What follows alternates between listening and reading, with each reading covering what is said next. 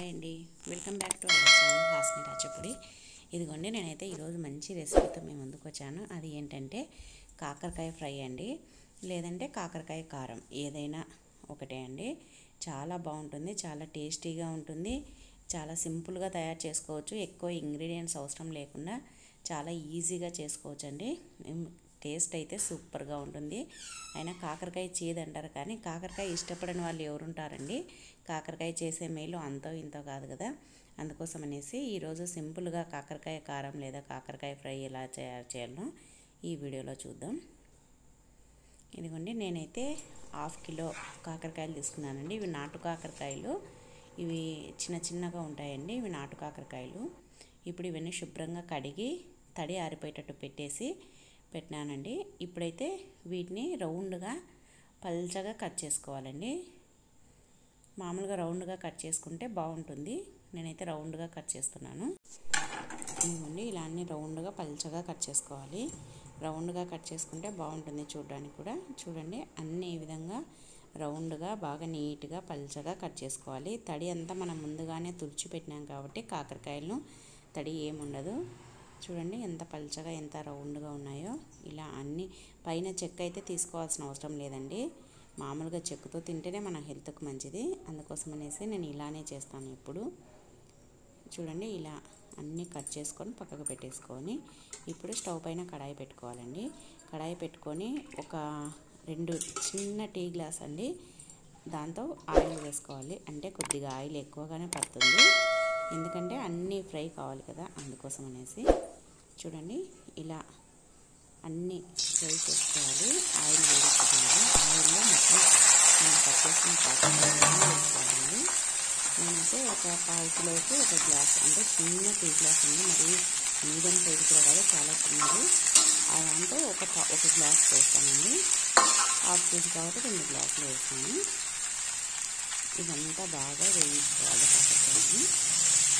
సిమ్లో పెట్టుకుంటూ, తర్వాత మీడియం ఫ్లేమ్లో పెట్టుకుంటూ, హై ఫ్లేమ్లో పెట్టుకుంటూ అలా కలుపుకుంటూ ఒక సైడు కాలి ఒక సైడు కాలకుండా లేకుండా అన్నీ ఈవెన్గా కలిపేటట్టు, అంటే ఆయిల్లో వేసేటట్టు బాగా కలుపుకోవాలండి. మనం కలుపుకున్న దాంట్లోనే ఉంటుంది, ఎందుకంటే ఎక్కువగా ఉన్నాయి కదా, అందుకోసం అనేసి చాలా జాగ్రత్తగా అన్నీ కలిసేటట్టు అన్నీ వేగేటట్టు కలుపుకోవాలండి.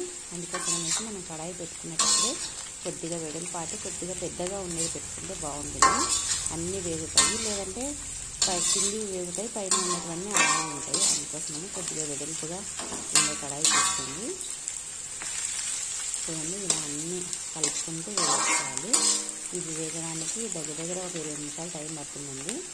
ఇప్పుడు ఈ లోపుగా ఇవి మగ్గుతున్నాయి కదా, అంటే బాగా వేగుతున్నాయి. ఇప్పుడు దీనికి కావాల్సిన కారం చేసుకున్నాను.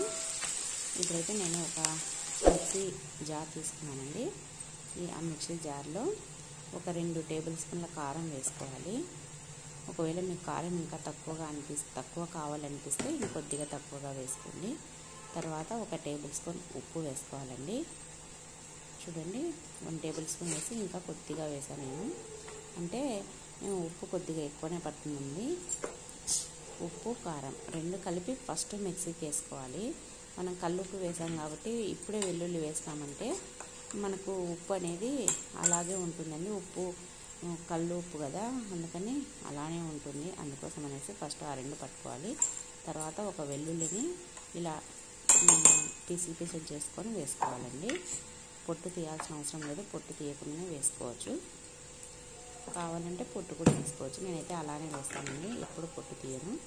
ఇప్పుడు ఈ వెల్లుల్లి, ఉప్పు, కారం అన్నీ వేసి మిక్సీ పట్టుకున్నాం కదా, ఇలా పొడిగా ఉండాలండి. మెయిన్ ఇదే అండి ఇంపార్టెంట్. ఇది ముద్దగా అయిపోయిందంటే కాకరకాయలకు సరిగ్గా పట్టదండి కారము.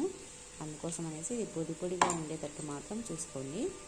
ఇలా పక్కకు పెట్టేసుకున్నాను. ఇలా కట్టేసుకొని ఇప్పుడు కాకరకాయలు ఇంకా కొద్దిగా వేగాలండి.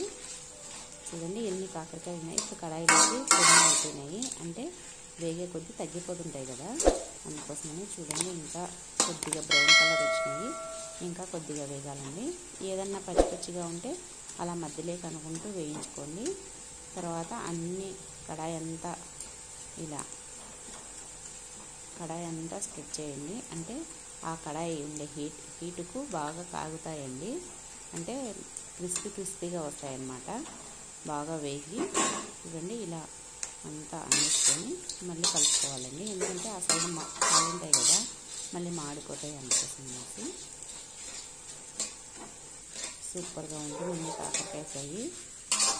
ఇదిగోండి ఇంకైతే కాగిపోయింది.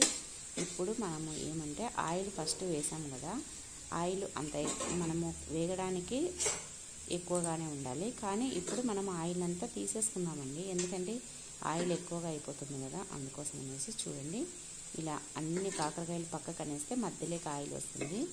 ఆయిల్ దగ్గర ఒక చిన్న టీ గ్లాస్తో 2 గ్లాసులు వేసాం కదా, ఒక హాఫ్ టీ గ్లాస్ అంతా ఆయిల్ మనం పక్కకు తీసేసుకోవచ్చు. ఇంకా కొద్దిగా ఆయిల్ సరిపోతుంది, దాంట్లో ఉండేది ఇంకా కొద్దిగా మిగిలింది కదా, అయితే సరిపోతుంది. ఇప్పుడు మనం ముందుగా మిక్సీ పట్టి పెట్టుకున్నాం కదండి కారం పొడి, ఈ కారం వేసుకోవాలి, వెల్లుల్లి కారం.